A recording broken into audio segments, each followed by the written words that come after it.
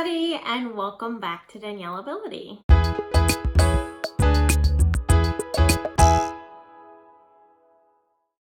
If you don't know, October is Spina Bifida Awareness Month, and I'm super excited to partner with the Spina Bifida Association for this video. No two people with spina bifida are the same. It's sometimes referred to as the snowflake disability because we all come from different backgrounds and have different experiences. So I'm really excited to share a little bit of my experience. This is the top 5 things you should know about employment as a person with a disability. Number 1, it can be hard to find jobs that you're able to do.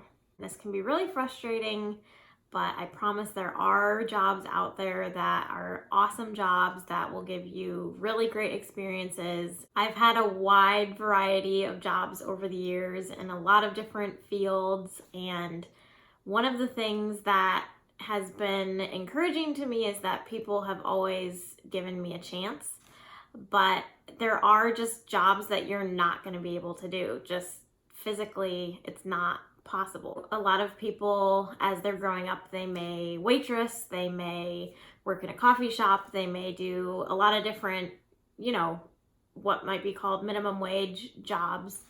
And those aren't necessarily a realistic thing for someone, specifically a wheelchair user, but really a lot of people with disabilities. That's not really an option. I can't be a waitress. I can't carry a bunch of trays of food.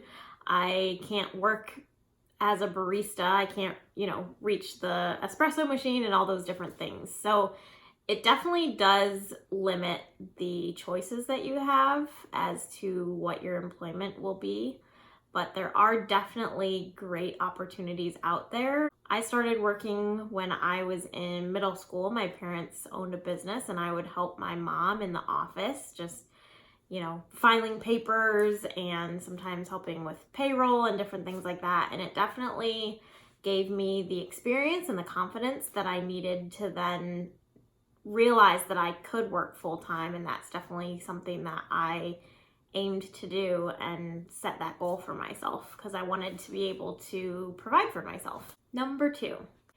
It's also easier than you think it will be to find a job. There are a lot of different jobs in a lot of different fields that are completely accessible and that you are completely able to do as a person with a disability. I currently work for a DME provider, which basically means that we provide medical supplies. So that's anything from wheelchairs to CPAP machines, all of those different things.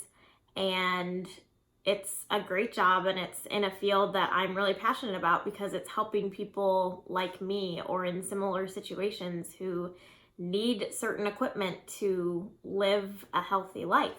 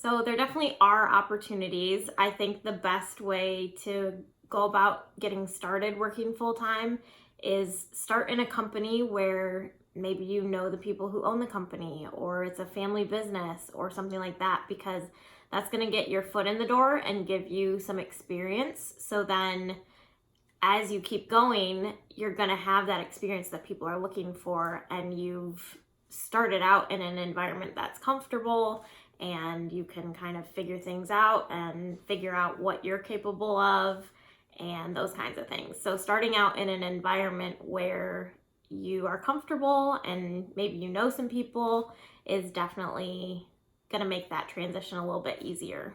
Number 3, one of the biggest challenges to finding a job that is going to work for you is finding a place that is accessible. There have been a lot of different jobs that I've applied for, and I get to the interview and the building isn't accessible, or the bathroom's not accessible even if the building is, and that can be super frustrating. It's frustrating in day-to-day life to be surrounded by buildings that aren't accessible, but then to have it be a possible place of employment where they don't have the access that you need to be able to do your job or to be able to be there all day and that kind of thing can be really frustrating.